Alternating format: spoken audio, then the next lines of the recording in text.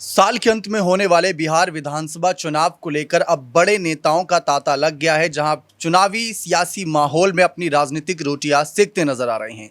इन सब के बीच कुछ बड़ी बैठकें भी हो रही हैं। बड़ी बैठकों पर नजरें इस वजह से टिकी हुई हैं क्योंकि ना तो एनडीए दल ने और ना ही इंडिया ब्लॉक ने अभी तक खुलकर आधिकारिक तौर पर यह ऐलान नहीं करा कि उनका सीएम फेस कौन होगा। जहां एक तरफ चर्चा है कि महागठबंधन से तेजस्वी यादव कन्फर्म है, तो वहीं एनडीए से नीतीश कुमार कन्फर्म है। लेकिन अब इस मामले में थोड़ा सस्पेंस आ गया है क्योंकि प्रधानमंत्री नरेंद्र मोदी जी जो बिहार 2 दिवसीय दौरे पर हैं, इस दौरान उनकी एक बड़ी बैठक हुई। बड़ी बैठक में नीतीश कुमार के नाम की चर्चा तक नहीं हुई, जिसको लेकर अब विवाद बढ़ गया है। जहां विपक्ष ने ये मांग करी थी कि अगर मोदी जी बिहार आ रहे हैं, बड़ी सौगात दें। जो पुराने वादे थे, जो पुराने बजट को लेकर बात करते थे, बिहार को विशेष राज्य दर्जा दिलाने की बात करते थे, उन पर भी बात रखें। और सबसे बड़ी बात, चुनावी साल में यह भी ऐलान करके जाएं कि एनडीए दल का क्या सीएम चेहरा नीतीश कुमार है या अपने अटपटे व्यवहार और अपने स्वास्थ्य कारणों की वजह से, अपने कामकाज की वजह से, अपने कहीं ना कहीं एंटी इनकम्बेंसी की वजह से उनका नाम बीजेपी पीछे तो नहीं करने वाली। इन सब पर कई सवाल खड़े हैं। इन्हीं सवालों का जवाब जानने की कोशिश करते हैं अमन सर से कि प्रधानमंत्री जी के नेतृत्व में कुछ बड़ी बैठकें होती हैं। वहीं बीजेपी प्रदेश अध्यक्ष दिलीप जायसवाल कहते हैं कि हमने नीतीश पर चर्चा नहीं करी, जबकि हमारा कुछ अलग ही मुद्दा था। चुनावी साल में सबकी नजर जहां सीएम कुर्सी पर है, वहां सीएम फेस को लेकर ही बात नहीं हो रही है। इसको आप कैसे देखते हैं? देखिए, जाहिर बात है क्योंकि पीएम मोदी की जो यात्रा है इसको लेकर हर कोई कहीं ना कहीं सोच रहा था कि यहाँ से एनडीए जो है अपना जो सीएम चेहरा है वो अनाउंसमेंट करती हुई नजर आएगी। आपने कल देखा कि जिस तरह से पीएम मोदी का रोड शो भी हुआ, कई बैठक भी चली और बैठक के बाद दिलीप जायसवाल जब इस बारे में बात कर रहे थे, उन्होंने साफ कहा कि भाई अभी नीतीश कुमार को लेकर कोई चर्चा नहीं हुई, कोई बातचीत नहीं हुई। पीएम मोदी ने हमसे कहा कि जो गवर्नमेंट की योजनाएं हैं, सरकारी जो जन कल्याणकारी योजनाएं हैं, उनको लोगों तक कैसे पहुंचाना है। यानी एक तरीके से बीजेपी ने अपने ही बारे में इस पूरी मीटिंग में, बैठक में बातचीत की, जिससे ये अंदाज़ा हो रहा है कि क्या यहाँ बीजेपी ने भी मन बना लिया है कि अपनी योजनाओं को लोगों तक अगर लेकर जाएंगे तो कहीं ना कहीं उसका बेनिफिट, उसका फ़ायदा उनको होता हुआ दिखाई पड़ेगा। अगर नीतीश कुमार के ही हम आगे पीछे घूमते रहेंगे तो अपनी नीति और तमाम जो योजनाएं हैं उनको अगर लोगों तक नहीं पहुंचाएंगे तो उसका खासा फ़ायदा नहीं होगा। और बीजेपी ने भी शायद ये मन बना लिया है कि अगर नीतीश कुमार उनके साथ नहीं रहना चाहते हैं तो उनके अलावा क्या क्या विकल्प उनके पास है। आप ज़रा देखिए कि 12 सांसद जो हैं वो जेडीयू के से आते हैं और यहाँ पर सरकार बनाने में उनकी महत्वपूर्ण भूमिका है। लेकिन अगर आप महाराष्ट्र में जाकर देखें तो पीएम मोदी ने जब से शरद पवार को पानी का गिलास दिया है, उसके बदले में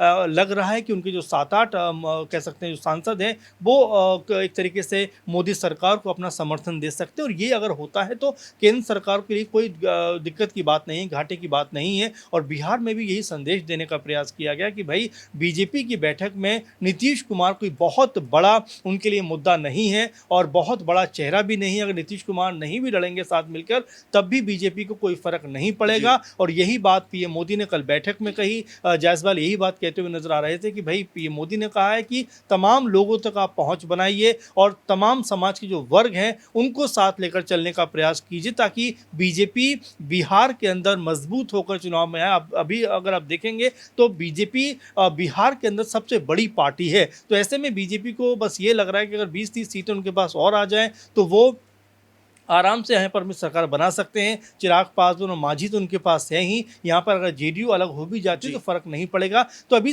तमाम समीकरण जो साधे जा रहा है, आज भी जो पीएम मोदी हैं तमाम जगह पर रैली करने वाले हैं, तमाम जगह भाषण देने वाले हैं। उसके बाद क्या कुछ माहौल बनता हुआ दिखाई पड़ेगा वो देखना बहुत ज़रूरी है, क्योंकि बीजेपी अभी भी ये कह रही है कि भाई ये कोई पॉलिटिकल रैली नहीं है, पॉलिटिकल दौरा नहीं है, बल्कि ऑपरेशन सिंदूर के जरिए जो दुनिया को संदेश भारत ने दिया है उसको लेकर पीएम मोदी वहाँ पर गए। कल रोड शो में भी आप देखिए ज़्यादातर जगह पर कहीं भी बीजेपी का झंडा आपको नजर नहीं आएगा, सब तिरंगा लिए हुए नजर आ रहे थे और ऑपरेशन सिंदूर के लिए पीएम मोदी को बधाई दे रहे थे। तो एक तरीके देखा जाए ये दर्शाने का प्रयास किया गया कि भाई ये कोई पॉलिटिकल रैली नहीं है। लेकिन देखिए बिहार में चुनाव है, अब ऐसे में कोई भी अगर इस तरह का मूवमेंट होगा तो राजनीति से जरूर जोड़ा जाएगा।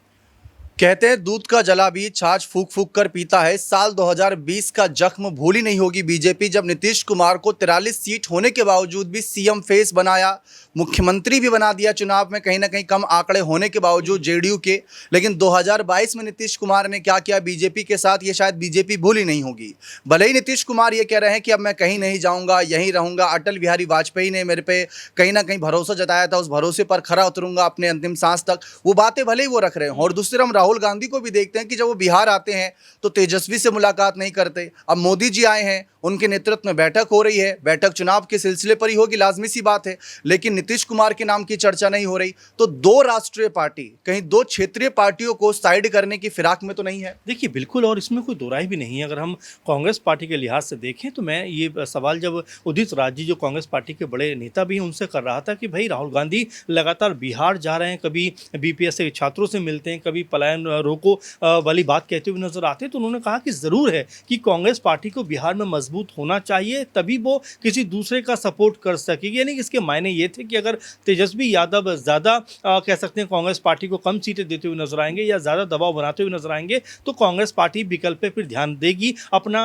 रास्ता अलग बना भी सकती है। ये बात भी हुई क्योंकि आपने देखा कि कांग्रेस पार्टी ने भी आनंद फानंद में अपने जो प्रदेश अध्यक्ष हैं उनको बदलकर तुरंत राजेश कुमार को अध्यक्ष बना दिया, और ये कहीं ना कहीं दर्शाने का प्रयास किया कि कांग्रेस पार्टी जमीनी स्तर पर अब अपने आप को मजबूत करने का प्रयास करे। वहीं अगर बीजेपी की बात करें तो देखिए क्षेत्रीय दलों के सहारे बीजेपी अपने आप को मजबूत करती रही है। आप किसी भी राज्य में देखिए, अधिकतर राज्यों में जहां भी बीजेपी है, मजबूत है, वहां पर सहयोगी दलों का उनको सपोर्ट मिलता रहा है। उत्तर प्रदेश की अगर बात कर ले तो यहाँ पर भी 4-5 दल बीजेपी के हमेशा साथ में रहे। बिहार में भी ऐसा ही रहा है। अभी भी अगर बिहार में एनडीए का कुनबा देखेंगे तो उसमें चिराग पासवान भी नजर आएंगे, मांझी भी नजर आएंगे, उपेंद्र कुशवाहा भी नजर आएंगे, और जेडीयू तो है ही। तो ये बीजेपी की ताकत है कि जो उनके साथ के सहयोगी दल होते हैं वो बीजेपी को मजबूत करें। ऐसे में जेडीयू के बिना क्या बीजेपी मजबूत है, बड़ा सवाल अपने आप में ये बन जाता है। क्योंकि आप देखिए जिस तरह से मांझी ने बयानबाजी की, जिस तरह चिराग पासवान ने बयानबाजी की और अपना पक्ष ये कहते हुए रखा कि भाई हमें भी अधिक से अधिक सीटें चाहिए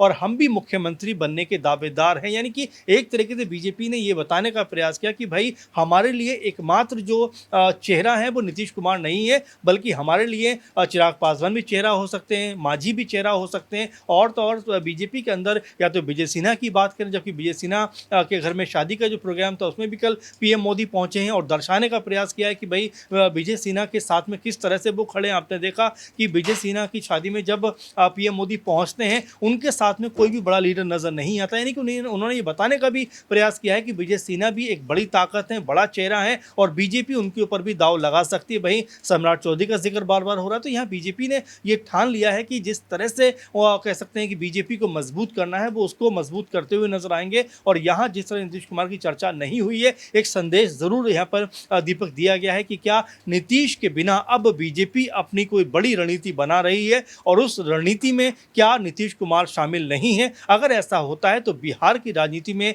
एक बड़ी हलचल और यहाँ पर कह सकते हैं कि पॉलिटिकल तौर पर बड़ी उठापटक देखने को मिल सकती है। अब सवाल यही है, कहीं मोदी जी बिहार पहुंचे हैं और ऑपरेशन सिंदूर के नाम पर कहीं मिशन लोटस तो नहीं चला रहे। सवाल ऐसे कई सारे हैं तमाम, लेकिन फिलहाल ये सारे सवालों के जवाब भविष्य में मिलते नजर आएंगे, क्योंकि चुनावी माहौल है, ऐसी कई और बैठकें होनी है। देखते हैं नीतीश कुमार को लेकर बीजेपी की क्या रणनीति रहती है, क्या वह उनको अपना सीएम फेस स्वीकार कर लेंगे या फिर बैठकों के इस दौर में कुछ बड़ा फैसला आना बाकी है। बने रहे चैनल के साथ, बहुत बहुत शुक्रिया।